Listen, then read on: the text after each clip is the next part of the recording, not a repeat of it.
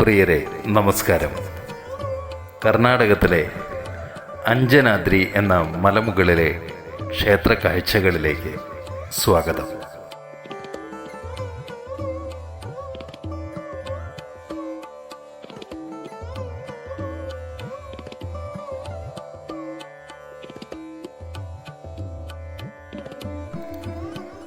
ആദികാവ്യമായ രാമായണത്തിലൂടെ കടന്നു പോകുന്ന ആർക്കും ശ്രീരാമൻ എന്ന പോലെ പ്രിയങ്കരനാണ് അഞ്ജനാസുതനായ ഹനുമാനും.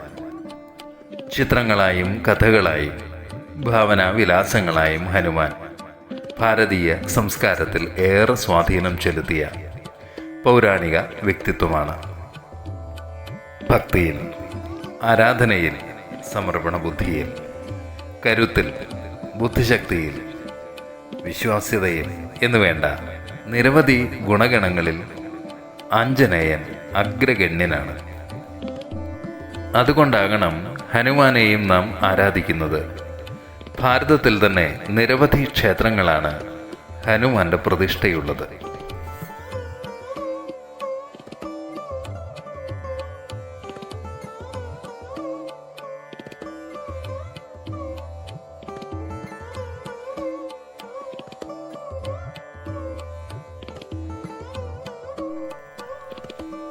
രാമായണത്തിലെ കിഷ്കിന്ധ കാണാനുള്ള ആഗ്രഹത്തെ പിൻപറ്റിയുള്ള യാത്രയിലാണ് ഹനുമാന്റെ ജന്മസ്ഥലിയിൽ എത്തിയത്.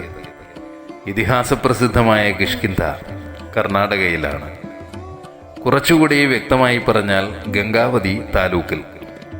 അവിടെയുള്ള ഒരു കൊച്ചു ഗ്രാമമാണ് ഹനുമനഹള്ളി. ഈ ഹനുമനഹള്ളിയിലാണ് ആഞ്ജനേയന്റെ ജന്മസ്ഥലമായ അഞ്ജനാദ്രി എന്ന ഉന്നത ശീർഷമായ മല.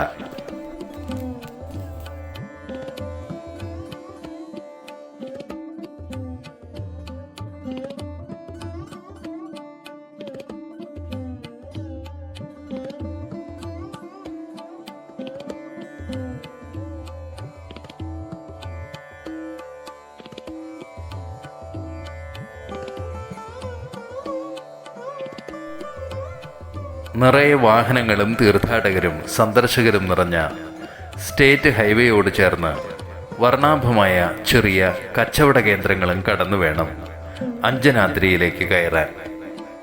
മലകയറ്റത്തിന് മുമ്പ് തന്നെയുള്ള ഗോപുരവാടം കവിടുന്ന് ചെരുപ്പഴിച്ച് മലകയറ്റം ആരംഭിച്ചു.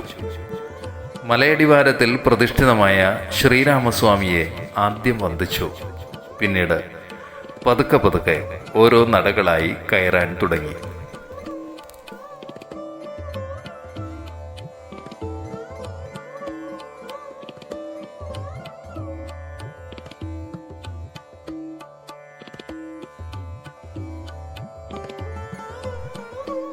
വളഞ്ഞും പുളഞ്ഞുമാണ് മലയിടുക്കുകളിലൂടെയുള്ള ഈ നടകയറ്റം. പാറയിൽ കൊത്തിയെടുത്ത പടികൾ കയറി മുന്നോട്ട് നടക്കുമ്പോഴെല്ലാം ഇടയ്ക്കിടയ്ക്കായി കാൽ നീട്ടി നിൽക്കാനും ഇരിക്കാനുമുള്ള പരിമിതമായ ഇടങ്ങളുമുണ്ട്. വളരെ ശ്രദ്ധാപൂർവം വേണം ഈ നടകൾ കയറാനും ഇടത്താവളങ്ങളിൽ നിൽക്കാനും. കനത്ത ഉരുളൻ പാറക്കെട്ടുകൾക്കിടയിലൂടെ വിശാലമായി നടന്നു കയറാൻ സാധ്യമല്ല. തീർത്ഥാടകർ മുകളിലേക്കും താഴേക്കും അനുസ്യൂതം സന്ദർശിക്കുന്നതിനാൽ ശ്രദ്ധ അനിവാര്യം. പാറക്കെട്ടുകളിൽ തലയിടിക്കാതെ കുനിഞ്ഞു മാത്രം പോകേണ്ട ഇടങ്ങളും ഉണ്ട്. കയറ്റത്തിന് ഇടയിലെല്ലാം ഓരോ പാറയിലും രാമഭക്തർ റാം റാം എന്ന് എഴുതി വച്ചിരിക്കുന്നതും കാണാം. തിരിഞ്ഞൊന്നു നോക്കിയാൽ അഞ്ജനാദ്രിയുടെ അടിവാരത്തിൻ്റെ മനോഹരമായ കാഴ്ചകളും ദൃശ്യമാകും.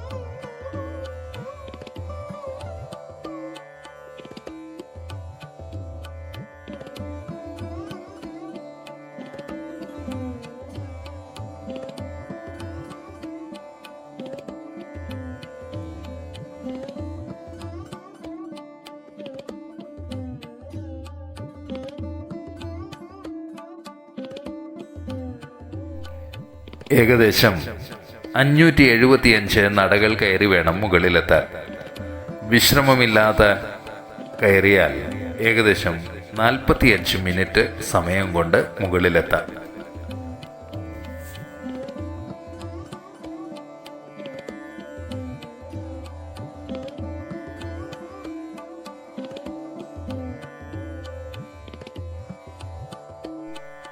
അഞ്ജനാദ്രിയുടെ മുകളിൽ എത്തുന്നതിന് മുമ്പേ തന്നെ മലമുകളിലെ കോവിലിൻ്റെ താഴികക്കുടത്തിൽ നിന്ന് ആകാശത്തേക്ക് ഉയർന്ന് പാറിക്കളിക്കുന്ന കാവി പതാക കാണാം. ഭക്തിയുടെയും പൗരാണികതയുടെയും ഒരു അലൗകിക അന്തരീക്ഷം ഇവിടെ നിറഞ്ഞു നിൽക്കുന്നു. പ്രകൃതിയുടെ ഒരു അസാധാരണ അനുഭവ പകർച്ചയും ഇവിടേക്ക് എത്തിച്ചേരുന്നവർക്ക് ഉണ്ടാകുന്നു.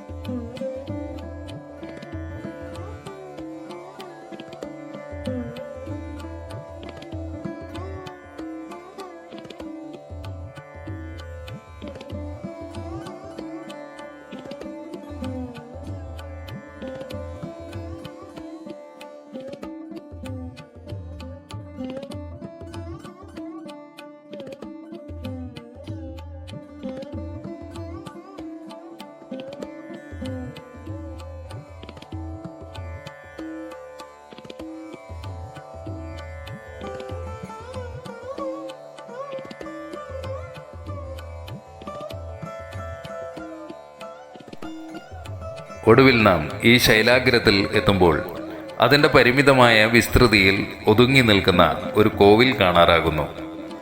അഞ്ജനാസുതനായ ഹനുമാന്റെ കോവിലാണത്.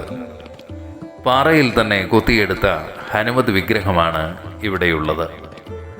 ഇടുങ്ങിയ ഇടനാഴിയിലൂടെ നാം അകത്ത് പ്രവേശിക്കുമ്പോൾ ഹനുമാന്റെ ദർശനം സാധ്യമാകുന്നു. ഹനുമാന്റെ ആ ബൃഹത് ആകാരത്തിന് മുൻപിൽ കൈകൾ കൂപ്പി നിൽക്കുമ്പോൾ പൗരാണികതയുടെ മാസ്മരികമായ വഴികളിലൂടെ മനസ്സ് സഞ്ചരിക്കാൻ തുടങ്ങുന്നു. ഹനുമാനെ കൂടാതെ ശ്രീരാമനും സീതാദേവിക്കും ഇവിടെ പ്രതിഷ്ഠകൾ ഉണ്ട്. കോവിലിന് മുൻഭാഗത്ത് ധ്വജസ്തംഭവും ദീപസ്തംഭവും ഉണ്ട്. അസംഖ്യം ഭക്തർ ഇവിടെ വന്ന് അവരുടെ സമർപ്പണങ്ങൾ നടത്തുകയും തിരികൾ തെളിയിക്കുകയും ചെയ്യുന്നു.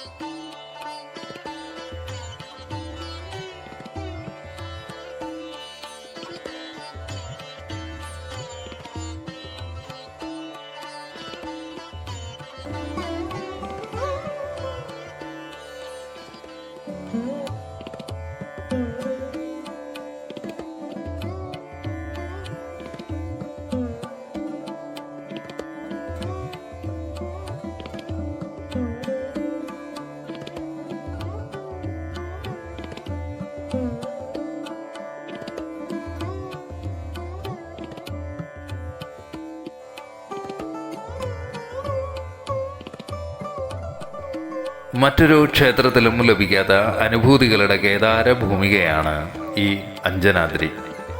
അഞ്ജനയും ഭർത്താവായ കേസരിയും പുത്രലബ്ധിക്കായി ശിവപാർവതിമാരെ ഭജിച്ചു എന്നും സംപ്രീതനായ മഹാദേവൻ വിശിഷ്ടമായ ഒരു മാമ്പഴം അഞ്ജനയ്ക്ക് സമ്മാനിച്ചു എന്നും അത് ഭുജിച്ച് അഞ്ജന ഗർഭവതിയായി എന്നും ഹനുമാന് ജന്മം നൽകിയെന്നുമാണ് പുരാവൃത്തം. ഈ ശിവാംശജനായ ഹനുമാനെ നമുക്കിവിടെ ദർശിക്കാം.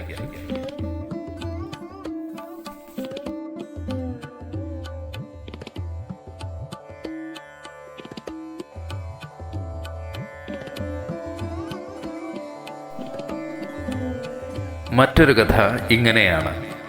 അയോധ്യാധിപതിയായ ദശരഥൻ ഋഷ്യശൃംഖനെ കൊണ്ട് നടത്തിയ പുത്രകാമേഷ്ടി യാഗത്തിൽ നിന്ന് ലഭിച്ച പായസത്തിൻ്റെ ഒരു അംശം ഒരു പരുന്ത് കുത്തിപ്പറന്നു.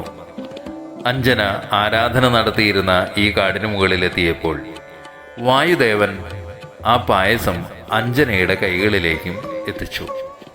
അത് ഭക്ഷിച്ച അഞ്ജനയ്ക്ക് പിറന്ന പുത്രനാണ് വായുപുത്രനായ മാരുതി എന്നറിയപ്പെടുന്നത്.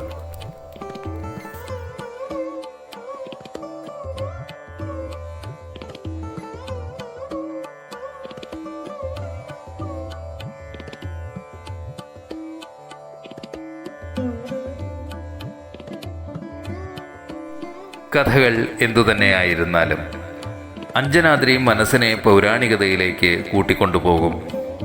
രാമായണ കഥയുടെ ഇതളുകൾ മനസ്സിൽ ഒന്നൊന്നായി വിടരും. കിഷ്കിന്ധയുടെ പൂർണ്ണ ലാവണ്യം വർത്തമാനത്തിലും അനുഭവവേദ്യമാകും. ആ വാനരലോകത്തെ അന്വർത്ഥമാക്കിക്കൊണ്ട് അഞ്ജനാദ്രിക്ക് മുകളിൽ തലങ്ങും വിലങ്ങും സഞ്ചരിക്കുന്ന അനേകം വാനരന്മാരെ നമുക്കിപ്പോഴും ഇവിടെ കാണാം. തീർത്ഥാടകർ ആദരപൂർവം അവർക്ക് ഭക്ഷണം നൽകുന്നു. ഒരു അകൽച്ചയുമില്ലാതെ വാനരന്മാർ അവ വാങ്ങി ഭക്ഷിക്കുകയും ചെയ്യുന്നു.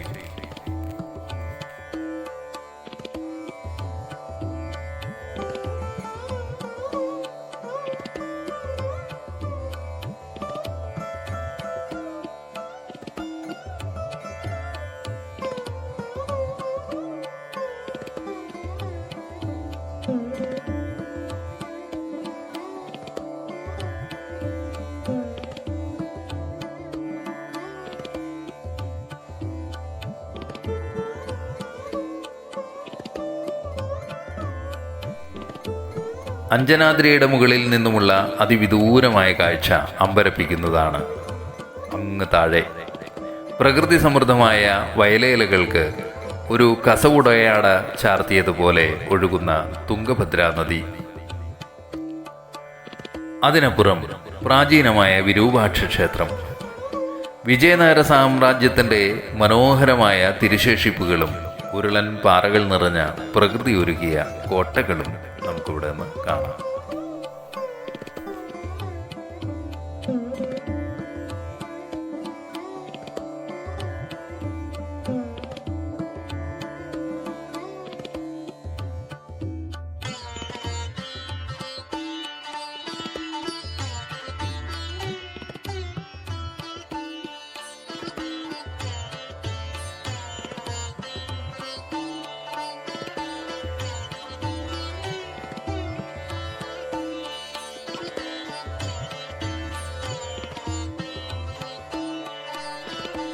നന്നേ പ്രഭാതത്തിൽ മലമുകളിൽ എത്തിയാൽ അത്യാനന്ദകരമായ സൂര്യോദയം ഈ അദ്രിമകുടത്തിൽ നിന്ന് ദർശിക്കാം. സായന്തനത്തിലാണ് എങ്കിൽ സൂര്യാസ്തമയവും. ചുറ്റുമുള്ള വിശാല പ്രകൃതിയുടെ ദൃശ്യം അത്രമേൽ അനവദ്യ സുന്ദരമാണ്. തികച്ചും അപൂർവമായ അനുഭവത്തെ പകരുന്ന അഞ്ജനാദ്രിയിലേക്ക്, വീരഹനുമാന്റെ ഈ ജന്മഭൂമിയിലേക്ക്, ആദികാവ്യത്തിലെ നിർണായക വനസ്ഥലിയിലേക്ക്, വർത്തമാനത്തിലും നിലനിൽക്കുന്ന വിശുദ്ധിയിലേക്ക് അനേകായിരങ്ങളാണ് ഓരോ ദിനവും എത്തുന്നത്. എത്ര കണ്ടാലും മതി വരാത്ത ദൃശ്യചാരുതകളുടെ സമൃദ്ധിയാണ് ഇവിടം.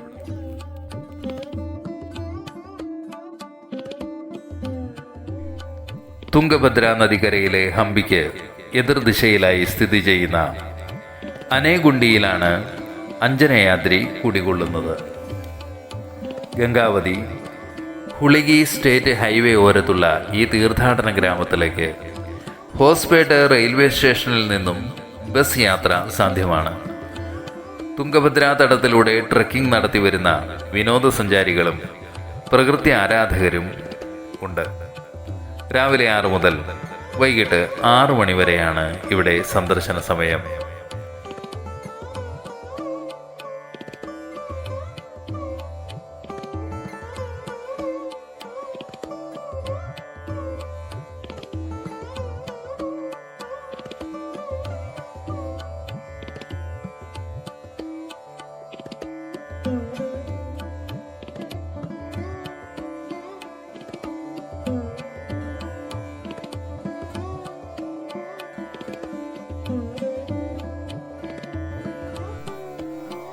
ഒക്ടോബർ മുതൽ ഫെബ്രുവരി വരെയുള്ള മാസങ്ങളാണ് യാത്രയ്ക്ക് ഏറ്റവും അനുയോജ്യവും. അതീവ ശ്രദ്ധ ആവശ്യമുള്ള മലകയറ്റമാണിത്. ശാരീരികമായ വിഷമതകളും ഇടർച്ചകളും ഇല്ലാതിരിക്കണം. വേണ്ടത്ര സുരക്ഷാ ക്രമീകരണങ്ങളോ സുരക്ഷാ ഉദ്യോഗസ്ഥരോ ഇല്ലാത്തതിനാൽ അഗാധതകളിലേക്ക് പതിക്കുന്നതിനുള്ള സാഹചര്യങ്ങൾ കൂടുതലാണ്.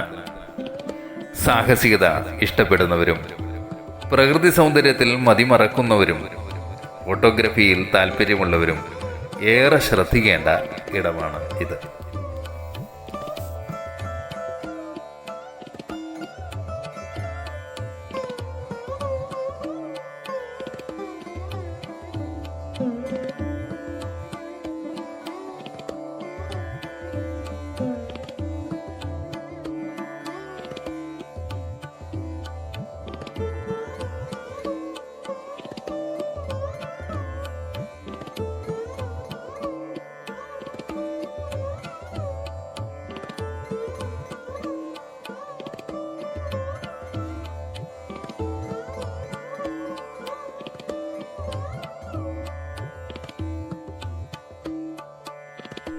സാഹസികത എത്രയുണ്ട് എങ്കിലും അഞ്ജനയാത്രി ഒരു അപൂർവ അനുഭവമാണ്.